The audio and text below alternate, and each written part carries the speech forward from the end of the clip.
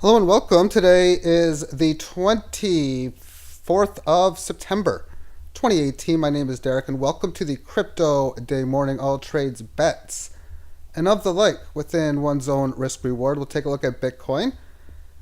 And as far as hockey is concerned, I'll talk about reasons or things that I look for that I can feel give somebody an edge in sports gambling, which means I do see an edge tonight in preseason hockey. All right then, so Bitcoin continuing its trend, and that trend after a beautiful up move has had this support in this area and a downtrend. There's no straight line. It's been curving in this sort of area here, but it's all coming together now at the same point. The downtrend line, which technically speaking is just the breach of these highs, and there's not much room from the high to the low. The volatility, of course, has been tiny. Within the daily term, the uptrend or the up days, 4 in a row green candles, starting from the multiple previous hit at around 6,100, has managed to get above the 18 average of highs, get above this neckline, which represents the double bottom formation, neckline at around 6,500 and low, so 65 and a quarter. It's now back down to the 18 average, so it's a correctionary move from this last play. So the story will tell itself out in time, as if a market has these rallies that get above the 18 and it is not a real rally, which means you're going to see weakness and falling from the 18 of lows very soon thereafter. Well, that's a weak sign. Now, in the last example, it was a very weak sign that it did so here. And then it came down to the previous low. It's a spot I'm not a big fan of as far as the support you would expect, because oftentimes when a situation up to this point was to occur, that if you do find support, you're probably going to resist somewhere around the 18 and then go lower. But that didn't happen, meaning it's been a stingy amount of amazing support around 6,100 thus far. But that's until it won't be. If, of course, we do have another warning test. Right now, because it's above the 18 average of highs, that's not in play. I need to see weakness on that. But it'll be about the 7th or 8th time I'll be calling, okay, it looks like we're heading down there pretty soon to the 3,000 mark if I see weakness amongst here. Because of this correctionary test, it's already come down to the 18 of highs. This is it's been well over 50 hours from this top, that if it manages to start to rally and get above this previous high, then I'm going to be considering at least a move up to this point, but probably to this previous high as another leg higher. And let's finally talk hockey. Preseason is a beast in its own. And generally speaking, you take home teams in the preseason.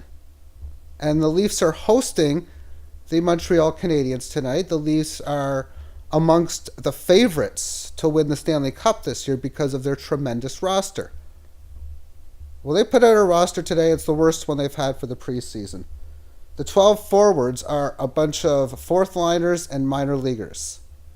The only guy on the forwards that may make the top 3 lines is Kasperi Kapanen. No John Tavares, no Austin Matthews. They still haven't signed William Nylander, no Mitchell Marner. The entire best scoring class is not playing. Just like you're not going to see really any of the top defenses. Andreas Borgman, he's got some talent, I think, that could make the team. Rasmus Sandin, they drafted him in the first round of this year's draft.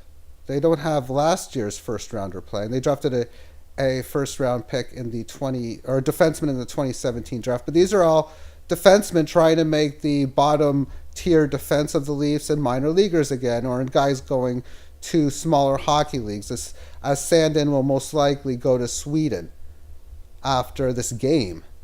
And then the backup and the job for the backup job between Garrett Sparks and Curtis McElhaney. Now, as far as where the edges may come, I'm looking at this from both a side and a total perspective. If Montreal puts the similar kind of roster, I haven't found who they're playing yet. I don't think they've posted it. This has just been recently posted this morning, and it's not even 9 a.m. as I'm doing this. That if they put a decent-sized roster, I kind of like the under in this game. Right now, they got a heavy favorite to go over the total. And generally speaking, early in hockey, I'm going to be playing overs, but this is a case where I think it'll be a lower scoring game. Curtis McElhaney was probably the best backup in hockey last year.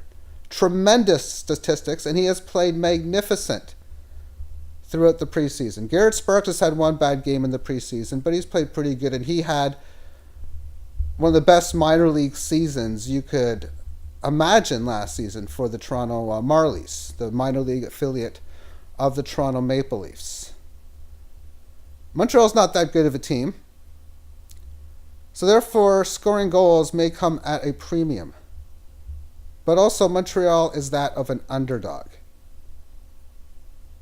And if they do play whatever top players they still have left, they did trade Max Pacioretty to the Vegas Golden Knights. But if they play some of their top scorers, then they most certainly have a pretty good chance to win the game in about a 3-1, 3-2, 2-1 style game. Heck, Montreal or Toronto might not even score a goal. My general rule of thought is if Austin Matthews plays and John Tavares is playing, that's almost like 1.5 goals that's going to be scored just because of those two people. But they're not in the lineup. Neither are guys like Mitch Marner and the such. So those are the type of things that I look for. So for me, I'll be on Montreal and the under. Thank you for tuning in and have yourself a great day. Bye-bye.